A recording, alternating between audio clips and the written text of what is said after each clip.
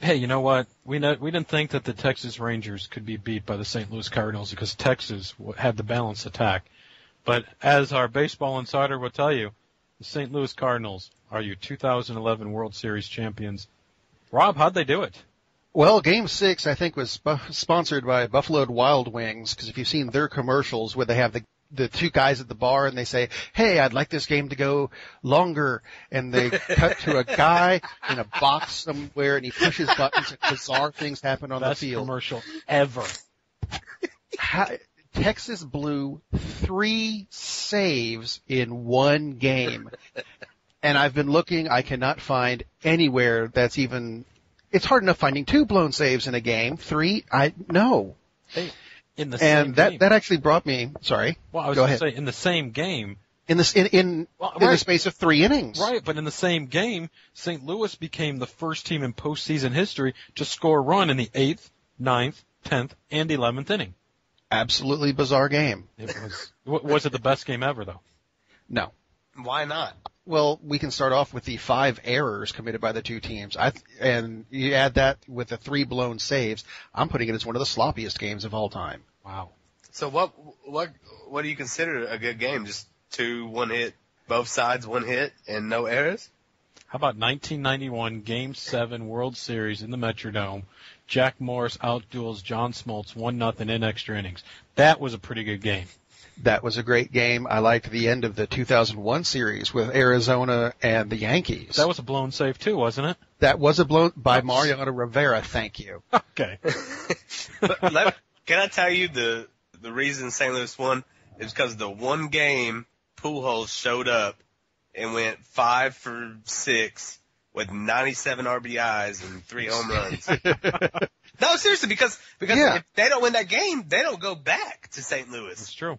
Exactly. But I was thinking about the 3 blown saves thing, and it went right along with a phrase that I've been hearing a lot in the past week, which is jumping the shark. And if you don't know what that means, it's actually a phrase about television.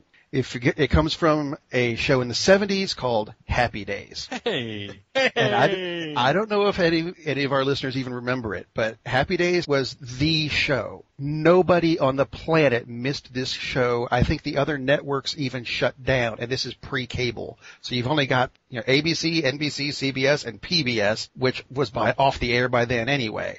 Everyone watched Happy Days, which had until that point, the coolest character on TV, the Fonz.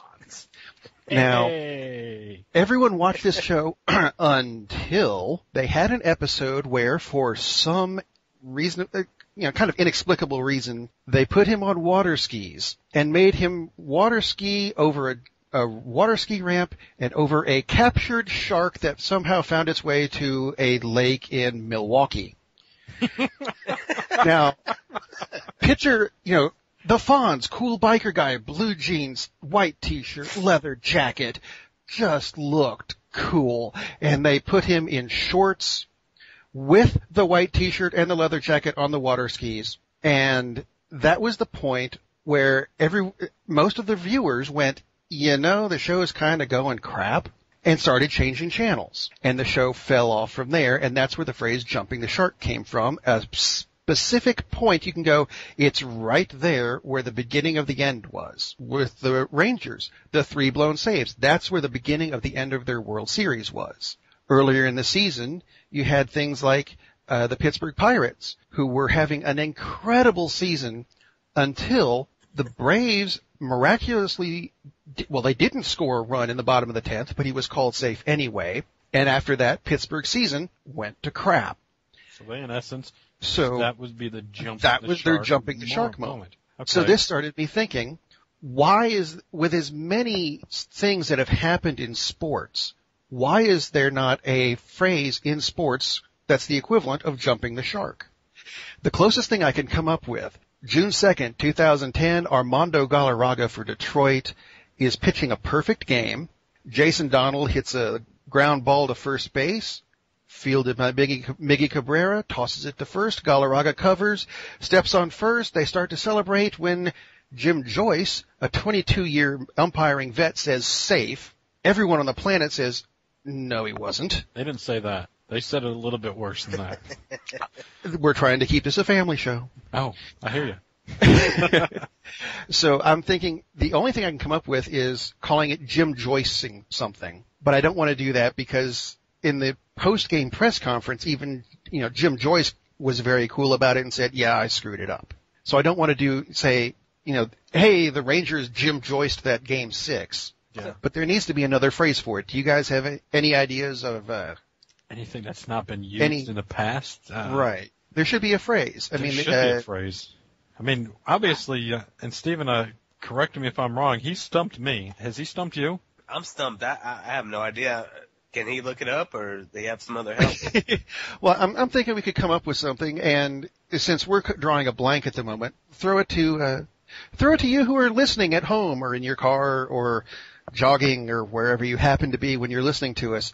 If you've got an idea, email us at therealsportsjam@gmail.com, and don't just say, oh, I think it should be this. Explain it a little bit. Give us some context. Who knows? We'll probably even mention you on the show. Hey, that would be cool. What a concept. Yeah. I might email you right now. You're already on the show. Oh.